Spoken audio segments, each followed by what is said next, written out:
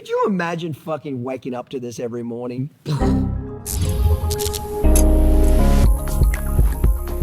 Hey bitch, and welcome back to another Raleigh Reacts video. I know it's been so long since I did a Raleigh Reacts, but for Thanksgiving, this was the most highly requested video for me to hit you with. I know you missed me.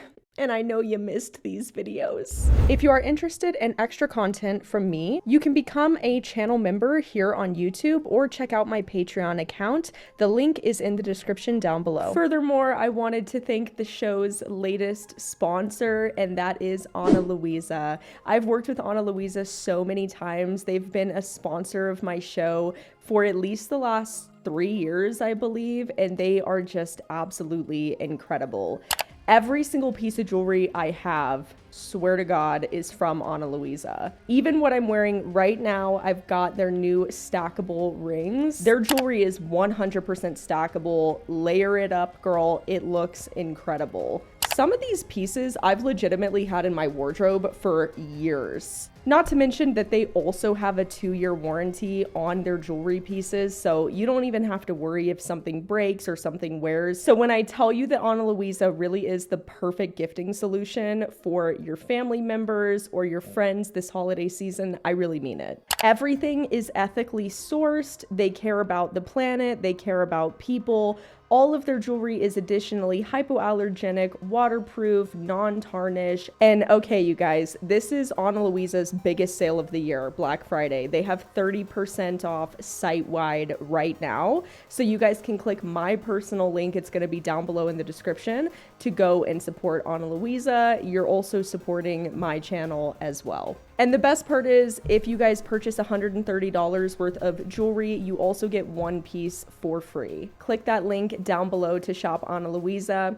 Thank you so much. And thank you so much to Ana Luisa for supporting the show. Really appreciate it, and I really appreciate them. I decided to put together the top 4 videos because these videos, I got a lot to say about them, okay? Some of them are pretty wild, man. Like, I'm not gonna lie. Well, let's just get into it. Let's just get into it. How about that? This is some Canadian crazy liberal bitch that apparently breeds miniature horses. Is that what she does, Rochelle? She's the mini whisperer, okay? And she's hating on my Phoenix, my miniature pony Phoenix, and she's hating on me. Let's play the video. Lyndon Anderson's miniature horse Phoenix is like morbidly obese. Severely overweight. Okay, let's just stop there. On the brink of foundering. Listen, bitch, if we're going to talk about morbidly obese, have you seen the fucking mirror lately? Seriously. Have you seen the mirror? Before you go shit on my horse, get fucking naked and get in front of the mirror. And then we'll talk morbidly obese. So come on now, you're going to shit on my pony, I'm going to shit on you. Let's keep going. And you kind of answered it yourself. The reason that I called this out is because unfortunately, this is what people think is normal for a miniature horse. This is not normal. Yes, miniatures are often predisposed to being overweight. Yes, they are predisposed. That point I'll give you, you dumb bitch. Yes, most miniatures do get very fat. Miniature horses are the same as normal horses. They just need fewer calories. And unfortunately, a lot of people don't know how to feed miniature horses properly. And they also keep them as companions for larger horses. So they keep miniature horses out with larger horses. And therefore, the mini is kind of getting the same amount of calories as a full-size horse would. In reality, I believe miniature horses only need about 1% of their body weight in food a day. When it comes to megacalories, which is how you calculate a nutritional intake for a horse, miniature horses, I believe, only need 2 to 3 megacalories a day. But for reference, a normal full-size horse that averages around 1,000 pounds needs around 18 to 20 megacalories a day. So miniature horses need drastically less. But also, I mean, I've seen Clinton Anderson's miniature horse before, and don't get me wrong, guys, I really dislike Clinton Anderson. I in no way like his training. I actually think he's one of the worst professional trainers that's out there. Clinton Anderson sure has some strong words for her, though. I've made several videos on Clinton. I've had some not so nice things to say to him. He's probably said some not so nice things about me, but that just kind of comes with the territory when you make videos about other people. You know, I tell people all the time, if you can't take it, don't dish it. Everyone has the right to their own opinions and to say what they want to say. Phoenix looks at another horse eating food and gets fat just by watching that horse eat food. So I'm almost embarrassed about how little we feed him and how easy it is to keep weight on this horse. So, and especially as those miniature ponies get older, they absolutely get fatter. You're going to find this out too. Just get ready. And unfortunately, for most people, even like experienced horse people, if you're not familiar with miniatures, you think that that's normal for a mini. And it's my job as somebody who breeds miniatures and is active on this platform, I have to be the one that says, no, that is not normal. And if you have a miniature that looks... What would we do without you? Seriously, what would the fucking world do without your wise words of wisdom? The Canadian miniature horse whisperer. Play it. Looks like that, you have work to do. And my problem with Clinton Anderson specifically is just that he has such a large platform, and he posted this video of this horse with the fat rippling and it looking like it's in pain, and he posted it as a joke, like, oh, Phoenix is left. Fat rippling. Oh my God, you went that deep on Paul Phoenix. Fat rippling. And he's in pain. You're right, you crazy bitch. That's so good for my brain to bring out a miniature that's foundering and in pain and parade him around thousands of people on my tour. You're right, you caught me. That's how I built my wealth. Making Phoenix sell programs for $10 a piece as he's foundering and rippling and in pain. You crazy dumb bitch. Could you imagine fucking waking up to this every morning? Blow my fucking brains out. Yeah, this video goes on for another 6 minutes. And it just gets worse. I will say I looked into this lady, and I'm not gonna try to defend her either, because it kind of seems like she's a backyard breeder. If you're gonna come for somebody else, you better have clean hands in that situation regarding miniature horses, and you kind of don't. I mean, I also think that you can't just attack somebody and make things up out of thin air. Every single video that I've ever made about people, I have evidence to back up what I'm saying. To me, it seems more like she was attacking Clinton for attention rather than actually trying to help, because she didn't put any information in her video about how much to feed, how to feed minis, etc. And then towards the end of the video, as you can see right here, she starts talking about how it's actually not abuse to have overweight minis. Well, a horse being fat, I wouldn't normally make a video like that. Like, a horse being overweight is not like the worst thing that could ever happen in the world. It leads to a much bigger issue. So yeah, girl, like, what was the point of this video? I don't know. I don't understand why she even made this video at all, to be honest. Proszę go wziąć. Silva, chodzi sюда. Proszę go wziąć. Silvusza. Wow. Stop. Stój!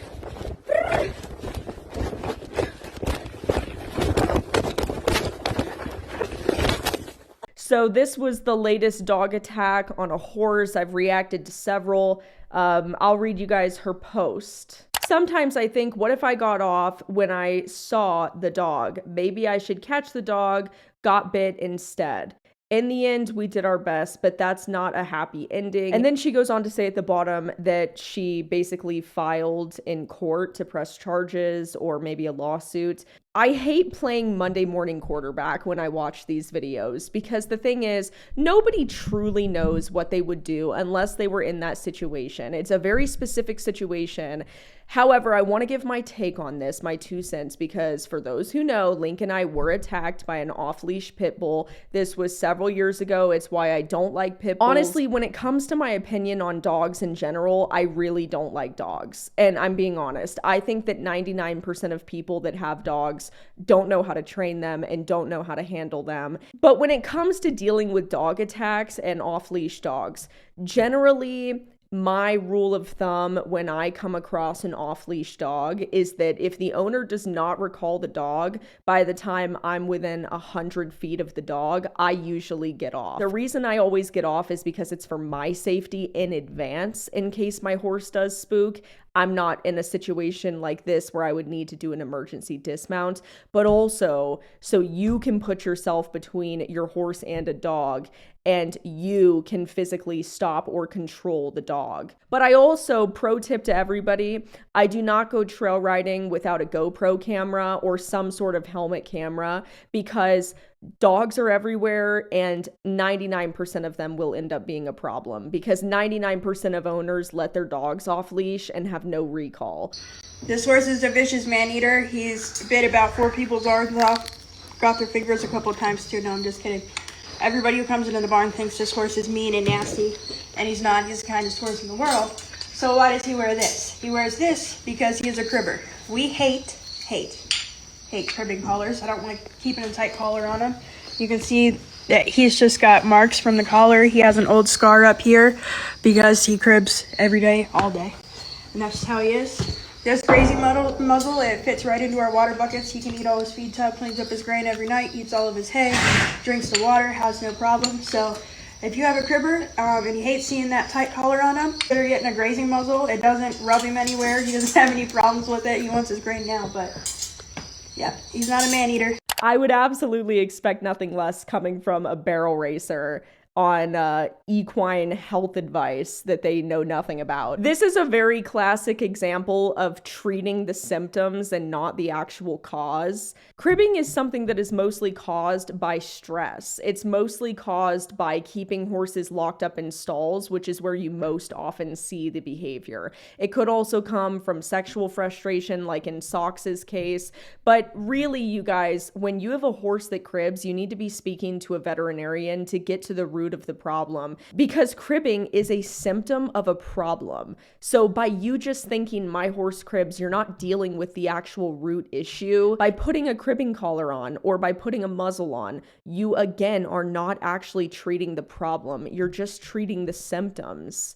Not to mention that leaving a halter or really anything on a horse unsupervised is a snag hazard, and it's very dangerous to do that. I can't believe I've signed myself up for this, but I'm going to be performing at the London International Horse Show. Not only that, but I'm going to be doing the Lemure Masterclass for a discipline I've only done once, and that is driving. So earlier on this year, I had a driving lesson with driving legend Dan Napru. And yes, I'm going to be there on the Saturday live. I'm probably going to embarrass myself. If you want to come along and watch and be there on the Saturday, and for more information, read the caption below. See ya!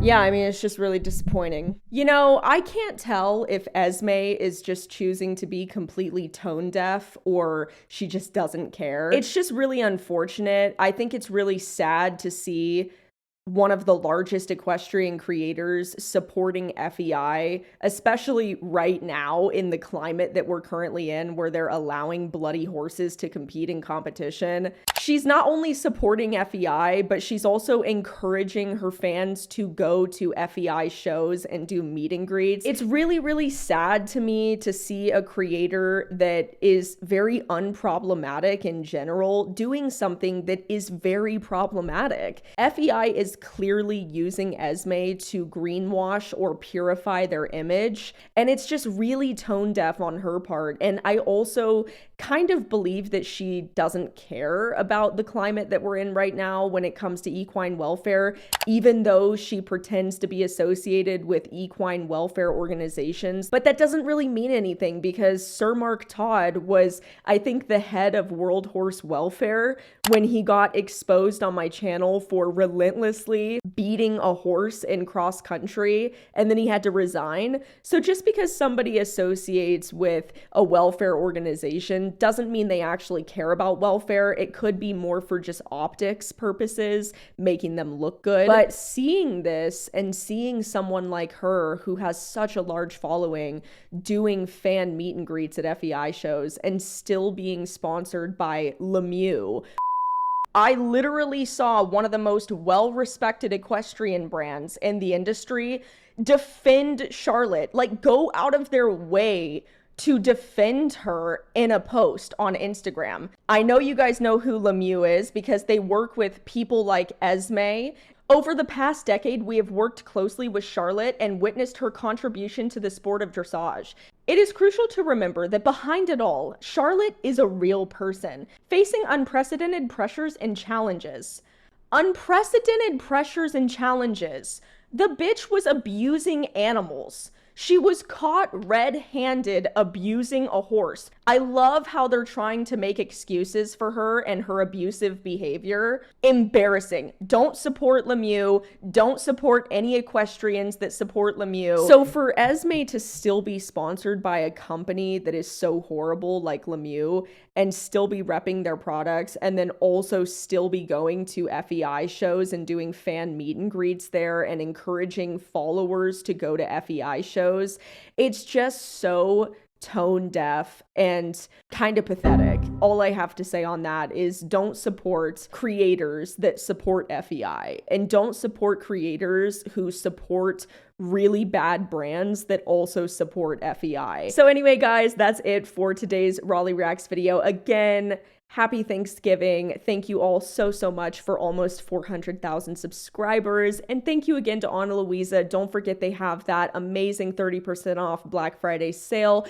And if you purchase $130 or more, you get one free piece of jewelry. That link is in the description down below. And I will see you guys in my next video. Bye.